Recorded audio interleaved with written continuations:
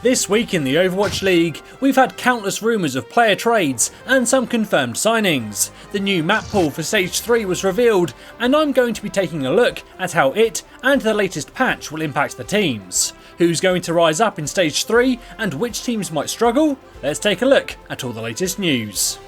Let's kick things off with a quick look at the map pool, which is interesting to say the least. There are 3 maps returning from Stage 1, including Junkertown, Numbani and the Temple of Anubis.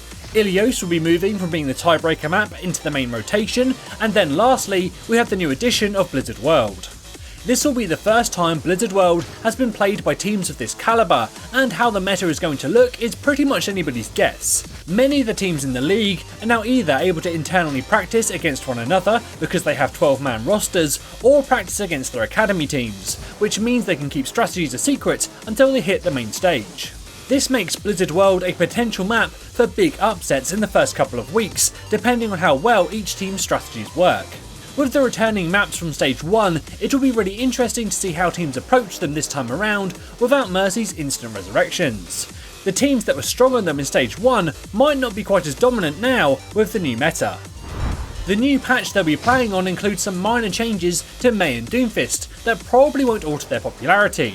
We'll have to wait for Stage 4 to see if Mei's latest update has any impact, but Sombra received a lot of changes that will definitely impact how she's being used. In Stage 2, we saw Sombra being used on maps like Volskaya Industries and Route 66, which remain in the new map pool, as she was able to generate EMP incredibly quickly by having her tanks farm hacked health packs. However, the recent change means this tactic is now completely gone. On the other hand, she's been buffed with a faster hack speed, and it will also now disable things like Genji's double jump or Lucio's music. The hardest thing to be sure of right now is how quickly hack will really be on a local client. On the normal servers, it's pretty hard to react to because you have to account for latency, but on stage, that won't be a factor.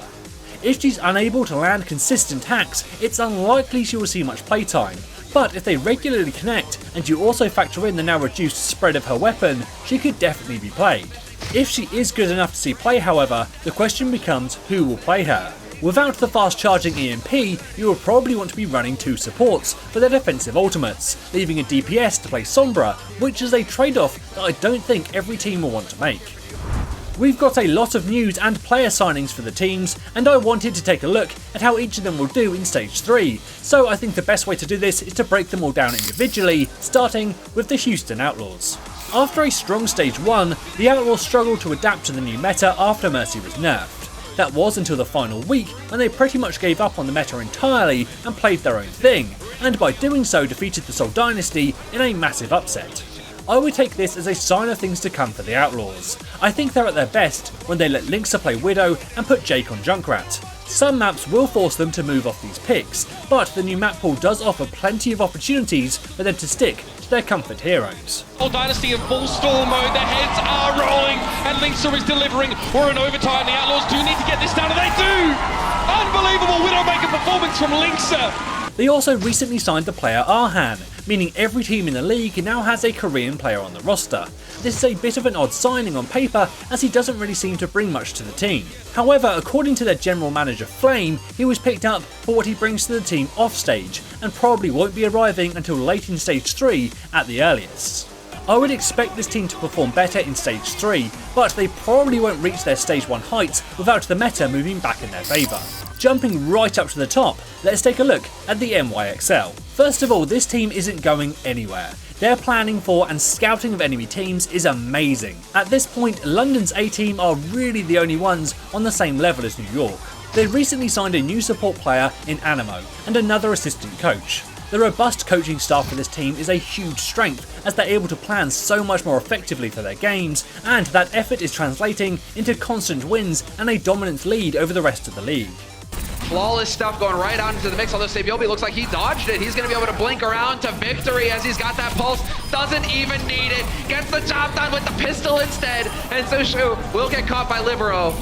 The only time this team is really at risk seems to be when something unexpected happens, such as when they faced Philly in the final, having put all their preparation time into facing London. And speaking of London, New York will actually be playing them next week, with both teams having a very long time to prep. This is going to be a game that you don't want to miss. On the other end of the spectrum of planning and strategy is the Dallas Fuel, who unfortunately still haven't even sorted out who's starting in what role, let alone getting into detailed plans for specific opponents or working on the micro elements of their tactics. They will still not be playing with a full deck at the start of Stage 3, as their newly signed main tank, OGE, will still be on suspension for that week. There have also been rumours around some players, such as Seagull, wanting to leave the team, and even the possibility of them trading away Custer. However, with just a day left in the transfer window at the time of this video's release, we will have to wait and see if they make any last minute moves. I really hope they sort things out, but until they can actually get a stable starting roster rather than shuffling the deck every other week, they're going to continue to lose. Standing strong on the point, Fissure falls, and Gladiators just in complete disarray here. Goodbye hydration again, AKM taking out everybody. That would have been a 6K for him if Shaz hadn't dived off the edge. Now, the Shanghai Dragons remain without a win this entire season, however a lot is changing for this team. Going into Stage 3, they have actually let go of one of their players, having released Undead from his contract, but they've had numerous new players and coaches join the team in the past couple of weeks, and quite excitingly, they will have their first chance to put all of this into action against the Dallas Fuel in a couple days' time. This will be a match of the unknown. We can't even really predict what the starting lineup for either team will be, but if there's ever a chance for Shanghai to pull out the win, this is it. The Shanghai Dragons are looking so durable, so healthy, and now the coalescence are just going to make the issue worse. This is what I was talking about earlier on, Matt. Big first fight, build ultimate economy, get into a strong second stage. The Shanghai Dragons are looking hot to trot. Let's hop back up to the top of the standings again and talk about London.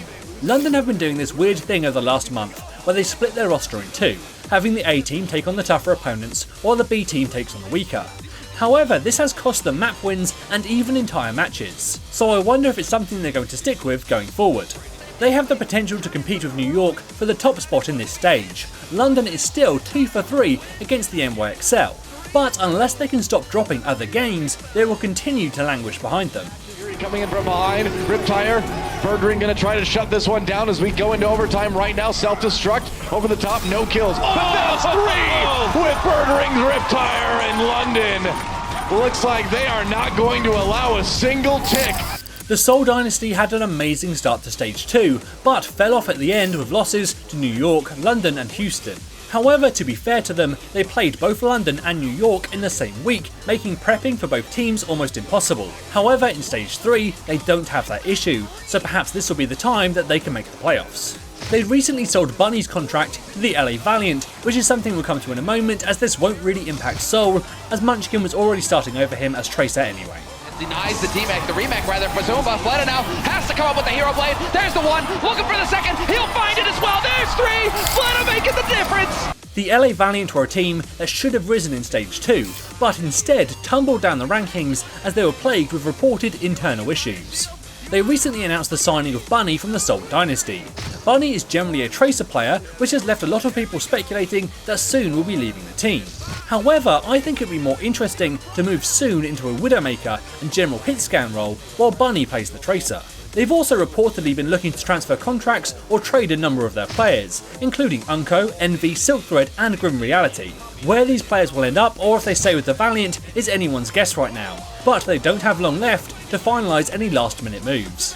Unko with 2 more kills, man, to start off these fights. Been so good on that Zenyatta. Ka-chow now, Muma! The LA Gladiators had a tremendous run in Stage 2, just missing out on the playoffs, and I would expect them to do well in Stage 3 as well. They recently had the player Void join the team, who is Fissure's old teammate and previously one of the best D.Va players in the world. However, I'm skeptical about putting him in over Bishu, who seems to be a vital part of the team's communication. I hope to see bigger and better things from this team going forward. If they have a good start to this stage, I think they could be a contender for the playoffs once again. Fissure and Bishu down. This is ridiculously frustrating if you've ever played right. Oh my goodness, a double Deadeye goes in and takes Jake and Linkser down. Gladiators trying to bring this one back from the brink. The Philadelphia Fusion had an amazing run at the end of Stage 2 to make the playoffs, beat London, and then nearly topple New York in the final. The best way to see this team's growth is if you compare their 2 games against London in Stage 2. In the first match, London swept them 4-0 and completely outplayed their dive. Philly didn't even get a single objective until map 4, and even then, it was just the very first checkpoint. However, in the second game, the Fusion played like a completely different team. they made far fewer mistakes and forced the errors from London instead. Fraggy in particular played a completely different style of Winston, and as we saw, it got them the win. Just like the Gladiators, this is a team to watch in Stage 3. 2-0, so good start from London, but Carpe right there with the Widowmaker. That's 2 already, starting to pop some heads, man, and the rest of Philadelphia following up. Yeah, they have to fall back now. Prophet Solo will get eliminated. Carpe. Ooh, so close. The Widow. The Florida Mayhem suddenly got rolling in Stage 2 with their win over Dallas and haven't looked back since. They have 2 new players coming to bolster the roster, and I don't think there is anywhere to go but up for this team. They're probably not going to be contending for the playoffs, but judging by their most recent performances, they should certainly be moving a spot or 2 higher in the standings. Fuels that to Vic does have a Riptire to use. Is Taimu just moving out there in the open? Okay. Logic starting to hit some shots. Logic's being pursued there by Rascal and Swish, of course. Really gives new meaning to the monkey on your back, and then Harry Hook. Straight down to Logic's. Yeah, he knows we're watching. Alright, big fella. Boston had a rough start to last stage, and were also missing their main tank Gamzu in weeks 2 and 3. In my mind, he's one of the most underrated main tanks in the league, and when he came back for their last 4 matches, they won them all. Provided he doesn't go missing again, I think they should have a better Stage 3. The team has a good core, and if they can start to focus on the little elements of their game and planning for their rivals more, this team will get stronger and stronger. This is monstrous right here, right in the hallway! One big pulse bomb kill onto Agilities, a lot of damage dealt, and Dreamcasper's there to clean up. Lastly, we have the San Francisco Shock, the wild card of Stage 3. This is a team that are only now starting to be able to put all of the pieces together, as many of their players were under 18 until recently. And they also made 2 new signings towards the end of Stage 2. They've finished in 9th place in both Stages 1 and 2, so the question is, can they put everything together and climb higher, or will the Mayhem's recent improvements cause them to overtake? But down, he gets Neko as well. That's so smart from the Winston player in the San Francisco Shock. We've got some exciting games next week, but the 2 games that bookends the week are the most interesting. First is Shanghai's best opportunity yet to get a win as they play the Dallas Fuel, and then at the other end of the week, everything wraps up with London versus New York in a game that should showcase some incredible Overwatch. And then of course we've got 10 more great games in the middle. I'll be back next week to cover any last minute trades, as well as looking back on the first week of Stage 3, but who do you think will be at the top of the standings this time around? Let me know in the comments below. As always, this is James for Curse, saying thanks for watching, and enjoy the game.